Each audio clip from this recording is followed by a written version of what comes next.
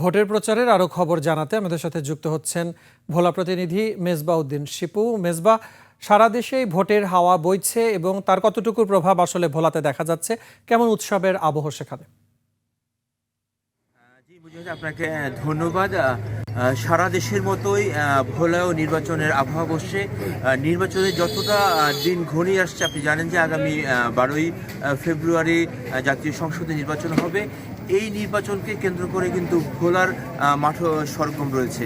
আপনি জানেন যে ভোলার 4টি আসন রয়েছে, ভোলা 1, ভোলা 2, ভোলা 3, ভোলা 4 এবং 4টি আসনই রয়েছে বিভিন্ন দলের, বিএনপি, জামাত, স্বতন্ত্র সহ হেভি ওয়েট প্রার্থীরা কিন্তু মাঠে রয়েছে এবং প্রতিদিনই তারা কিন্তু প্রচারণা এখন আনুষ্ঠানিকভাবে শুরু না হলেও তারা কিন্তু গণসংযোগ করছেন, ডোর টু ডোর যাচ্ছেন।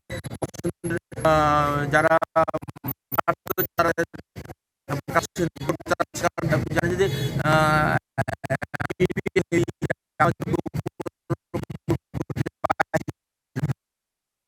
24 ঘন্টা ভোটারদের কাছে যাচ্ছে এবং আনুষ্ঠানিক প্রচারণা 21 তারিখ থেকে শুরু হলেও কিন্তু ইতিমধ্যে আমরা দেখতে পাচ্ছি যে সরগম রয়েছে। আপনি জানেন যে দ্বীপ জেলা ভোলায় এখন রাত 11টা বাজে।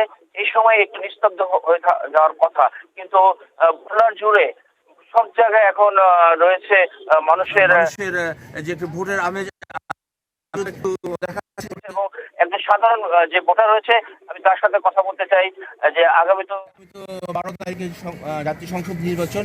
এই নির্বাচনে আসলে আপনারা কেমন প্রার্থী চাচ্ছেন, আপনারা কেমন প্রার্থীকে ভোট দিবেন এবং আপনাদের উন্নয়নের জন্য আপনারা কি চাচ্ছেন একটু বলেন। জি, আসসালামু আলাইকুম। আসলে 17 বছর পর মানুষ একটা সুষ্ঠু নির্বাচন হতে যাচ্ছে। আমাদের ভোলার যে ভোলাবরিশাল ব্রিজ এবং মেডিকেল কলেজ, তারা এগুলো করে দিতে পারবেন, আমরা তাদেরকে এগিয়ে রাখবো এবং ভোলাতে যত প্রার্থী রয়েছে যত দলের সবাই যোগ্য লোক, তার ভিতরেও ব্যারিস্টার আন্দাজ প্রমাণ প্রার্থী হবে, যেহেতু তরুণরা নির্বাচিত হবেন ভোলার ভোটে এবং পরবর্তীতে যে মন্ত্রণালয় দেখতে পান না কেন, ভোলার এই সমস্যাগুলো সহ আমাদের যে 5 দফা দাবি রয়েছে সেগুলো বাস্তবায়নের জন্য তিনি কাজ করবেন। জি, আপনাকে ধন্যবাদ। যেমনটা শুনছিলেন যে ভোলার যে 60টি জেলার 16,29,358 জন কিন্তু ভোটার রয়েছে, যারা আগামী 12ই ফেব্রুয়ারি ভোট প্রদানের মাধ্যমে তাদের যে যোগ্য নেতৃত্ব বাছাই করবেন এবং তাদেরকে সংসদে পাঠাবেন, যারা ভোলার উন্নয়নের কাজ করবেন, যারা ভোলার মানুষের নদী ভাঙ্গা থেকে। মেজবা, আপনাকে ধন্যবাদ।